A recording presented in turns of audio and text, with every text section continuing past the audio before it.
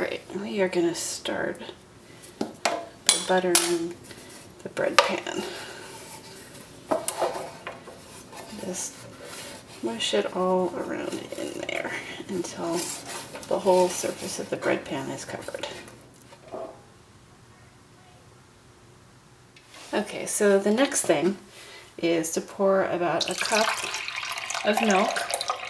Now, oh, that was a little too much. You can use regular cow's milk or nut milk or even water if you want to.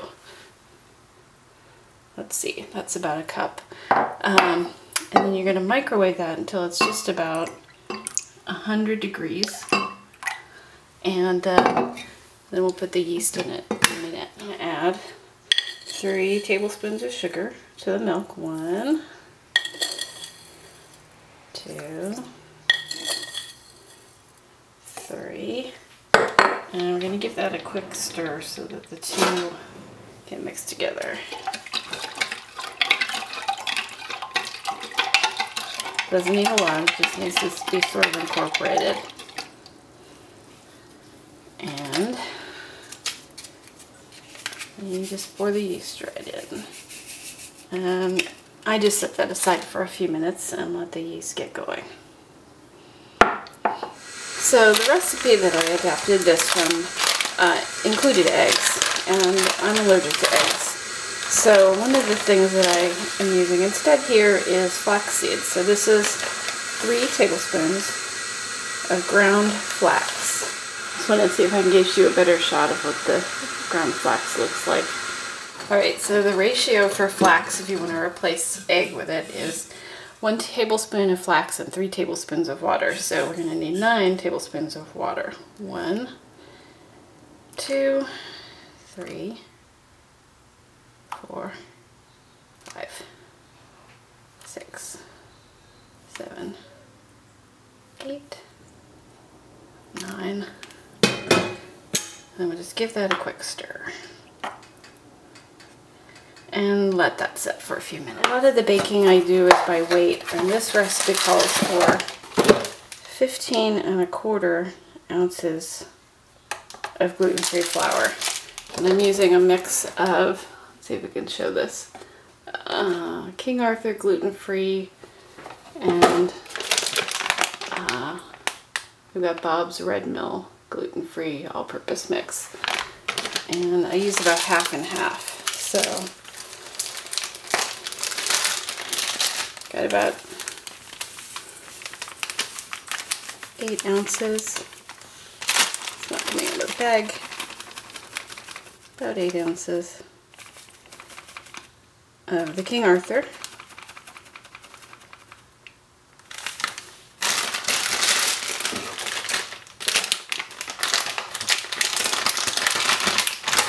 And then 7 or so ounces of the Bob's.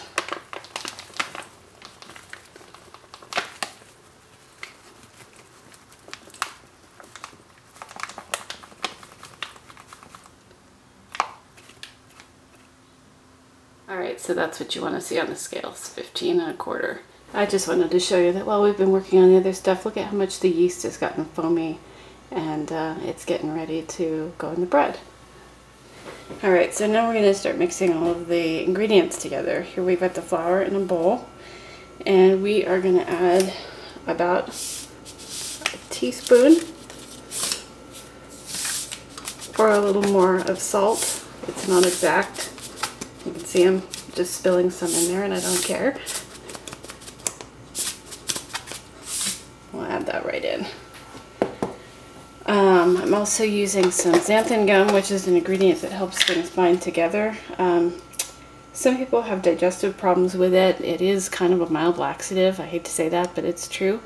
But if you can't use it, I don't think you can completely skip it. I've had problems getting this bread to rise without it. You might explore guar gum instead, or psyllium husk, but we're going to add about a ½ teaspoon of xanthan gum to the mix. And then I'm going to start mixing this. I'm going to add 4 tablespoons of olive oil. 1, 2,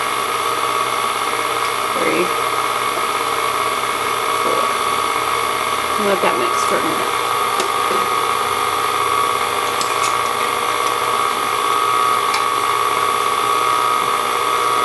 Then we're going to add in the flax. You can probably see this has gotten kind of jiggly and thick. Just add that right in and let it mix for a minute.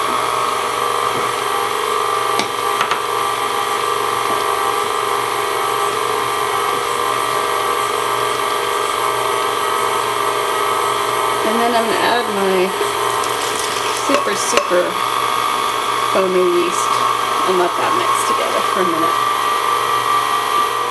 So I usually let it mix for a minute and I see how thick it is. And I know that you're probably looking at this and thinking that this doesn't look at all like bread dough because it's way too wet. Actually, it's not wet enough, so I'm going to add a little bit more water. The thing about gluten-free dough is that, of course, since it doesn't have gluten, it doesn't get chewy and thick and stick together.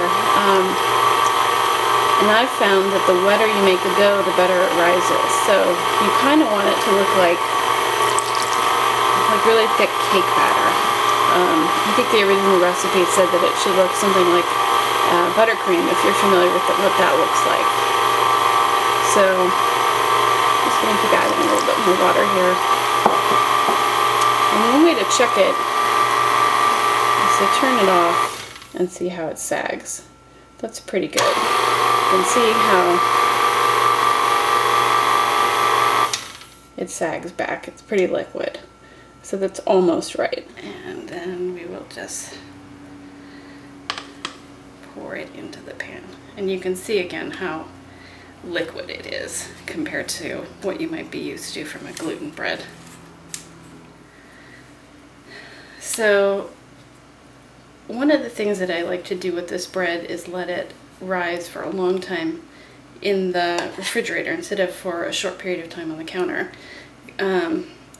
Gluten-free bread has some flavor challenges, let's say, and letting the yeast develop over several hours really helps with that. So as soon as this gets smoothed out, I'm going to cover it with some plastic wrap, and I'm going to let it go in the refrigerator for, I don't know, at least 8 hours. You can probably do it overnight or even let it go for 24 hours. You can just sort of play with it and see what you like best. Okay, so it's been about 8 hours and I wanted to show you that here is the bread. It's been rising since we put it in the refrigerator. You can see all these lovely air bubbles through here, and it has gotten at least twice as high as it was. Okay, so now we're going to put this into the oven. So it's going to be 350 degrees. For just 50 minutes. Alright, now it's time to take the bread out of the oven. Okay, so here's the bread out of the oven. I just took it out a minute ago. As you can see, it's nice and brown. So, no joke, you take this out of the pan as soon as you take it out of the oven. Just put it on a rack and let it cool until it's completely cool, and then you can cut it up.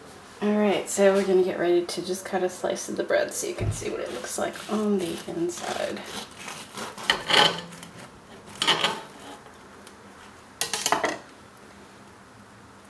There we go. Looks pretty good. Lots of nice yeast bubbles. Rose a lot. Good color. Alright, that's it. That's how you make this gluten-free bread.